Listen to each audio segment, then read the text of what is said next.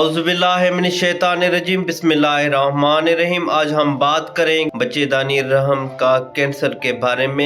एक तो ये एक खामोश कातिल है, इसकी अलामात वाज़ेह तो आपको नज़र नहीं आएंगी, लेकिन ये ख़तरनाक से ख़तरनाक बीमारी होती है। लोगों के बहुत ज़्यादा मैसेजेस थे, कमेंट्स थे कि आप ओवेरियन सिस्ट के बारे में बताएं, ओवेरियन कैंसर के बारे में बताएं।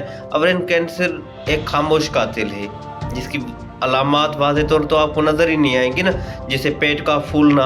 अब इसके अलामात के बारे में आपको बता रहा हूँ, फिर वजूहात के बारे में बताता हूँ। अलामात में पेट का फूलना, थकावट महसूस होना, वज़न का कम हो जाना, वज़न का कभी कभी बढ़ जाना, माहवारी में तब्दीलियाँ आना, कभी कभी हेवी ब्लीडिंग होना, कभी कभी ब्लीडिंग रुक जाना।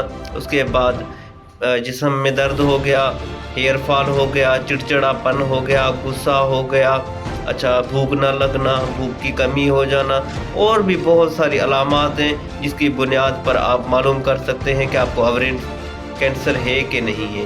ओवेरियन कैंसर एक तो खामोश कातिल है, इसके अलामात वाज़ेह तौर तो आपको समझ भी नहीं आएंगी, ना महसूस होगी, क्योंकि हेयर फॉल भी इनकी अलामात में शामिल है। हेयर फॉल भी हो जाता है, बालों का झड़ना, कमज़ोरी होना, थकावट होना, जिस्म में दर्द होना।